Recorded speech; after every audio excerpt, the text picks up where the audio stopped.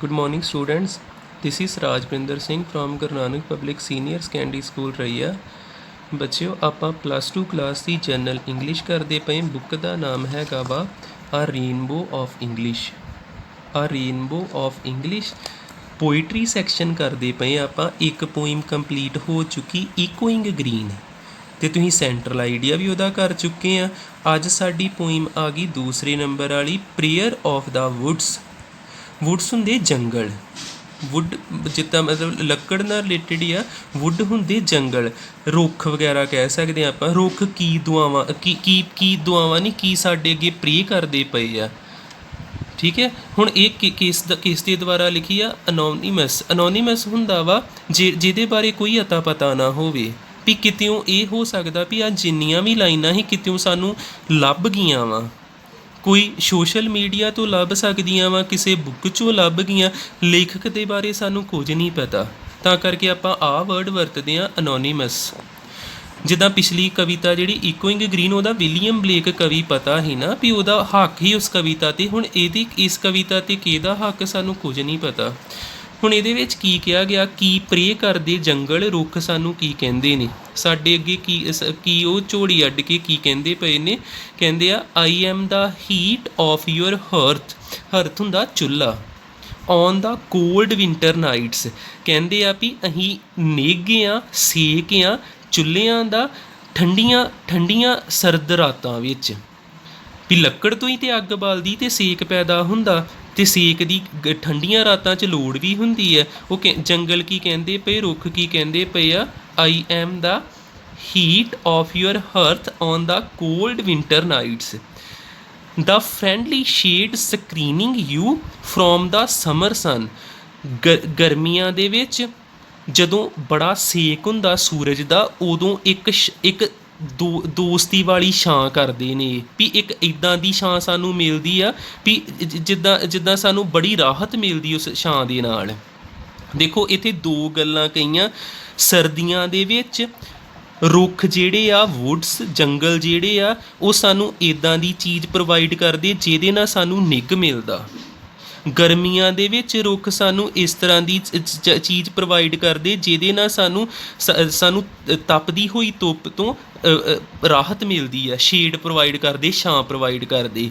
And my fruits are refreshing draughts ਹੁੰਦਾ ਜਿੱਦਾਂ ਕਹਿ ਲਓ, ਵੈਸੇ ਤਾਂ ਇੱਥੇ ਰਸ ਲਿਖਿਆ ਵਾ ਮੇਰੇ ਖਿਆਲ ਨਾਲ। Refreshing draught quenching you thirst as you journey on. ਠੀਕ ਹੈ, ਵੀ ਇਹਨਾਂ ਦੇ ਜੰਗਲਾਂ ਤੋਂ, ਰੁੱਖਾਂ ਤੋਂ ਜਿਹੜੇ ਫਲ ਮਿਲਦੇ ਆ, ਉਹ ਕੀ ਕਰਦੇ? ਸੈਟਿਸਫਾਈਂਗ ਕਰਦੇ, ਸੰਤੁਸ਼ਟ ਕਰਦੇ ਆ ਪਿਆਸ ਨੂੰ, ਜਿਹੜੇ ਰਾਹਗੀਰ ਹੁੰਦੇ ਆ ਉਹਨਾਂ ਦੀ ਪਿਆਸ ਨੂੰ। ਕੁਐਂਚਿੰਗ ਦਾ ਮਤਲਬ ਹੁੰਦਾ ਸੈਟਿਸਫਾਈ ਕਰਨਾ, ਸ਼ਾਂਤ ਕਰਨਾ।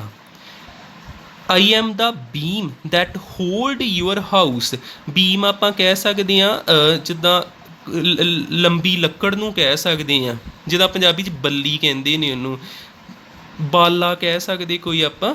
ਕਿ ਉਹਨਾਂ ਨੇ ਕਿਹਾ ਵਾ ਵੀ I am the beam that hold your house, ਵੀ ਅਸੀਂ ਉਹ ਬੀਮ ਆ ਜਿਹੜੇ ਤੁਹਾਡੇ ਘਰ ਨੂੰ ਟਿਕਾ ਕੇ ਰੱਖਿਆ, ਸਾਂਭ ਕੇ ਰੱਖਿਆ। The board of your table the board ਆ ਹੀ। The bed on which you lie, ਲੱਕੜ ਦਾ ਹੀ ਬੈੱਡ ਬਣਦਾ, ਉਹ ਬੈੱਡ ਜਿਹਦੇ 'ਤੇ ਤੁਸੀਂ ਲਾਈ ਕਰਦੇ ਪੈਂਦੇ ਆ। And the timber that built your boat, ਅਤੇ ਜਦੋਂ ਬੇੜੀਆਂ ਬਣਦੀਆਂ, ਬੇੜੀਆਂ ਵੀ ਤਾਂ ਲੱਕੜ ਤੋਂ ਹੀ ਬਣਦੀਆਂ। ਇਹ 'ਚ ਇਹਨਾਂ ਨੇ ਕੀ ਕਿਹਾ? ਦੇਖੋ ਪਹਿਲੇ ਦੋ ਤਿੰਨ ਲਾਈਨਾਂ ਵਿੱਚ ਰੁੱਖਾਂ ਨੇ ਕੀ ਕਿਹਾ? ਵੀ ਅਸੀਂ ਹੀਟ ਆ ਤੁਹਾਡੇ ਚੁੱਲ੍ਹੇ ਦੀ, ਛਾਂ ਆ ਜਿਹੜੀ ਤੁਹਾਨੂੰ ਗਰਮੀਆਂ ਤੋਂ ਬਚਾਉਂਦੀ ਆ, ਸੇਕ ਤੋਂ ਬਚਾਉਂਦੀ ਆ।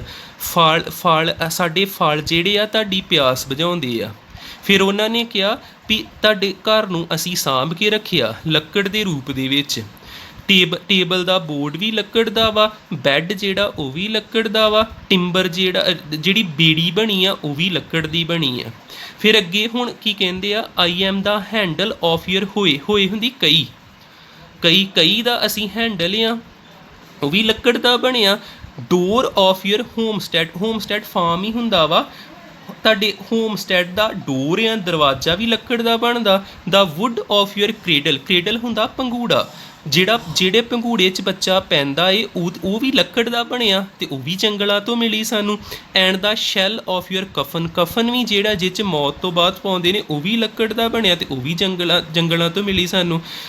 I am the bread of kindness and the flower of beauty. ਫਿਰ ਵੁੱਡਸ ਜੰਗਲ ਕੀ ਕਹਿੰਦੇ ਨੇ ਵੀ ਅਸੀਂ ਦਇਆ ਦਾ ਇੱਕ ਹਿਸਾਬ ਦਾ ਬ੍ਰੈਡ ਆ ਅਤੇ ਫੁੱਲ ਆ ਸੁੰਦਰਤਾ ਦਾ। ਅਤੇ ਜਿਹੜੇ ਵੀ ਸਾਡੀ ਲੰਘਦੇ ਪਏ ਆ ਸਾਡੀ ਪ੍ਰੇਅਰ ਨੂੰ ਸੁਣਨ ਧਿਆਨ ਨਾਲ, ਹਾਰਮ ਮੀ ਨੋਟ, ਸਾਨੂੰ ਨੁਕਸਾਨ ਨਾ ਪਹੁੰਚਾਇਆ ਜਾਵੇ।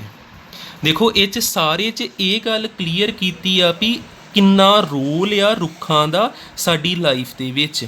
ਜਨਮ ਤੋਂ ਲੈ ਕੇ ਪੰਗੂੜੇ ਦੇ ਰੂਪ ਦੇ ਵਿੱਚ, ਮਰਨ ਤੱਕ ਕਫਨ ਦੇ ਰੂਪ ਵਿੱਚ ਸਾਡੀ ਲਾਈਫ 'ਚ ਰੁੱਖ ਜਿਹੜੇ ਬੜਾ ਯੋਗਦਾਨ ਪਾਉਂਦੇ ਨੇ। ਭਾਵੇਂ ਜਿਹੜਾ ਮਰਜ਼ੀ ਮੌਸਮ ਹੋਵੇ, ਸਰਦੀਆਂ ਵਿੱਚ ਵੀ ਇਹਨਾਂ ਦੀ ਲੋੜ ਆ, ਗਰਮੀਆਂ ਵਿੱਚ ਵੀ ਲੋੜ ਆ, ਰਾਹਗੀਰਾਂ ਨੂੰ ਵੀ ਇਹਨਾਂ ਦੇ ਫਲਾਂ ਦੀ ਲੋੜ ਆ। ਘਰਾਂ ਨੂੰ ਇਹਨਾਂ ਨੇ ਟਿਕਾ ਕੇ ਰੱਖਿਆ ਪੂਰਾ ਆਪਣੀ ਲੱਕੜ ਦੇ ਨਾਲ। ਸਾਰਾ ਕੁਝ ਬੋਟ ਵਗੈਰਾ ਜਿੰਨਾ ਵੀ ਆ ਇਹਨਾਂ ਦੀ ਕਾਫੀ ਇੱਥੇ ਇਹਦੇ 'ਚ ਤਾਰੀਫ ਕੀਤੀ ਗਈ ਅਤੇ ਇਹਨਾਂ ਨੇ ਅਖੀਰ 'ਤੇ ਇਹੋ ਹੀ ਕਿਹਾ ਵਾ ਵੀ ਸਾਨੂੰ ਨੁਕਸਾਨ ਨਾ ਪਹੁੰਚਾਇਆ ਜਾਵੇ।